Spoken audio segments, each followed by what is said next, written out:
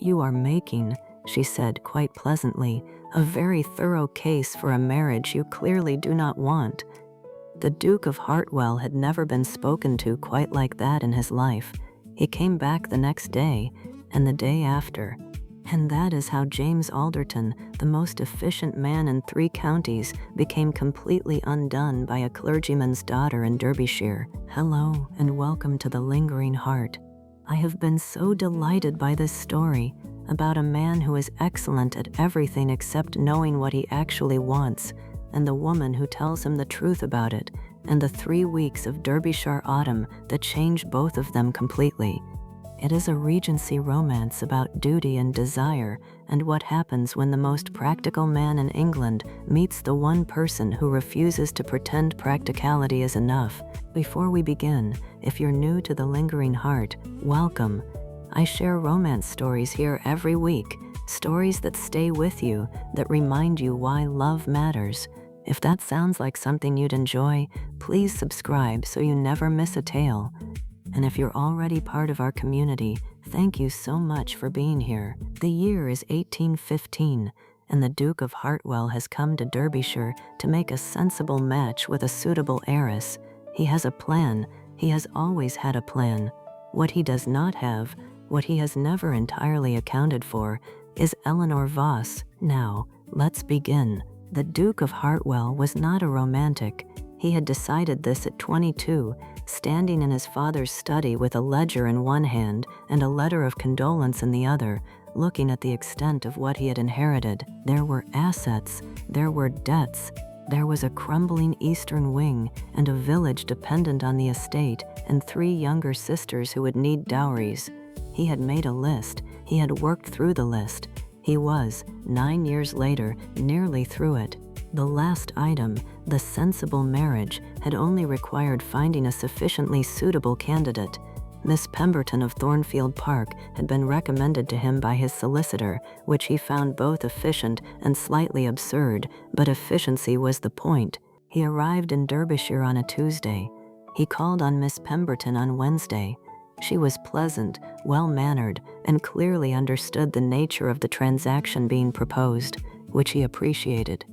He attended a small dinner at the Thornfield Park on Thursday, intending to advance the understanding. He was seated next to a Miss Eleanor Voss, daughter of the local vicar, who had been invited, he gathered, as a courtesy to her father's long friendship with the Pembertons. She was not, by any calculus he applied to the situation, relevant to his purpose. She had dark eyes and a way of looking at things as if she were quietly making notes. The conversation began conventionally enough. She asked about his journey. He answered. She asked about Hartwell, his principal estate, with genuine rather than strategic interest, which surprised him. He answered more fully than he meant to. Then he said something about marriage being best approached as a practical arrangement between reasonable people, meaning it as a polite general observation. She tilted her head. "Do you truly believe that?" she said, not unkindly, with what seemed like sincere curiosity. "Or is it simply easier to believe it?" He had no adequate answer. He moved on.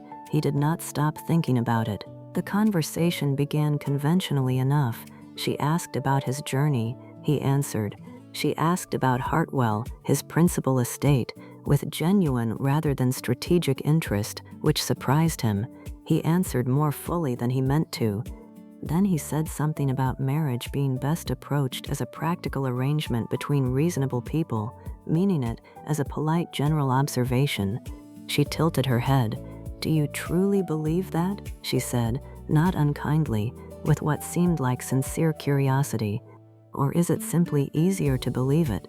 He had no adequate answer. He moved on. He did not stop thinking about it.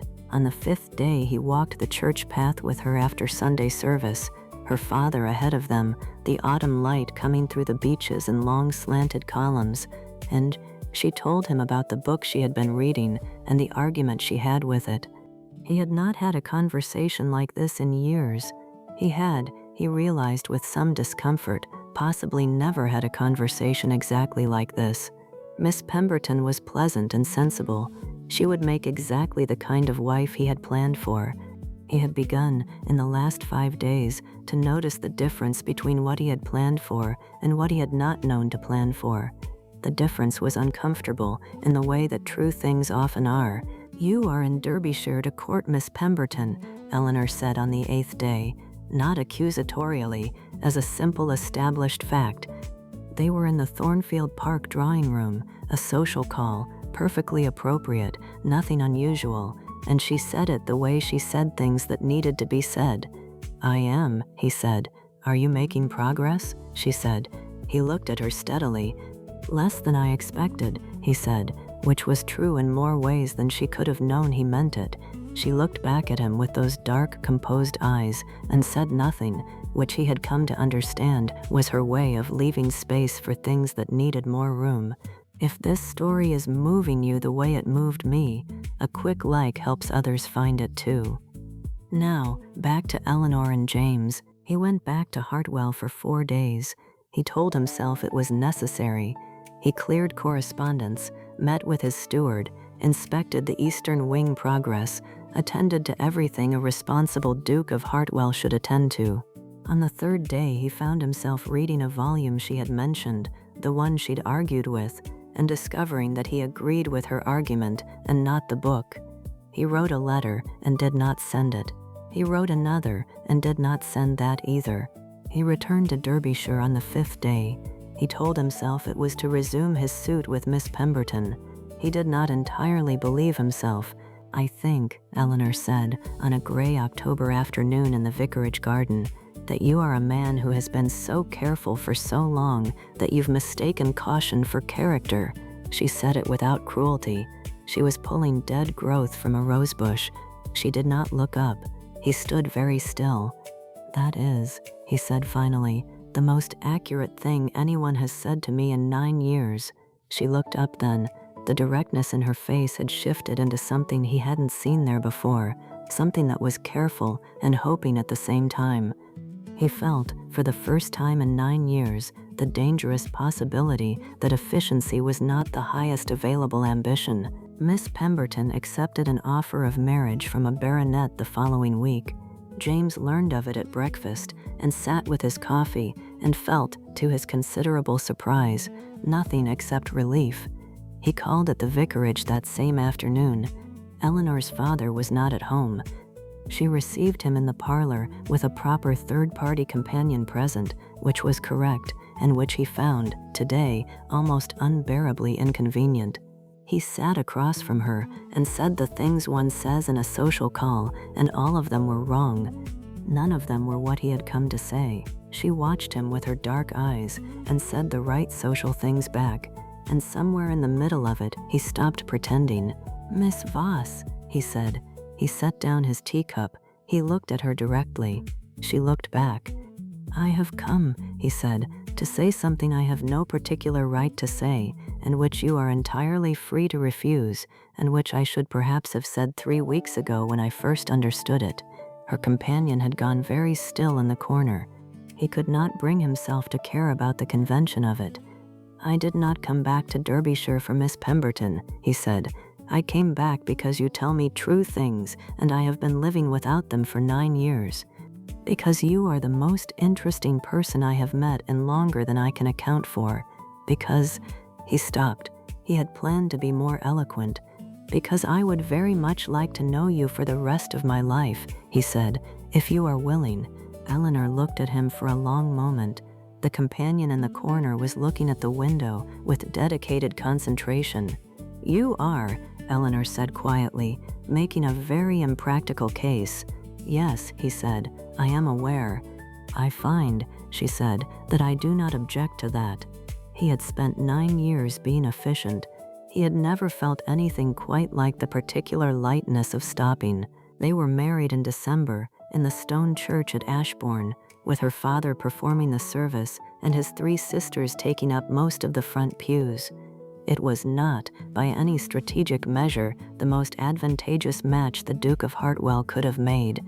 Miss Pemberton's fortune would have solved the Eastern Wing considerably faster. His solicitor had required a great deal of reassurance, but the Eastern Wing was finished within 2 years. because it turns out that a man who has remembered what he wants works considerably harder than a man who has only decided what is necessary. And in the evenings, in the library at Hartwell, with the fire burning and the winter quiet outside and Eleanor reading beside him, arguing occasionally with whatever book she was currently improving upon, James Alderton understood something his father had never put in the ledger, that this was the asset, this was what he had been administering everything else in order to protect. He had just needed someone to tell him, every love story deserves to linger. If this one stayed with you, I'd love it if you'd hit that like button. It tells me which stories resonate most. And if you'd like more tales like this, subscribe to The Lingering Heart. New stories arrive every week. Would you marry someone for duty, to save everything you loved? Or would you hold out for a love that chose you freely? I want to know where you'd draw the line. Until next time, may your heart linger in love.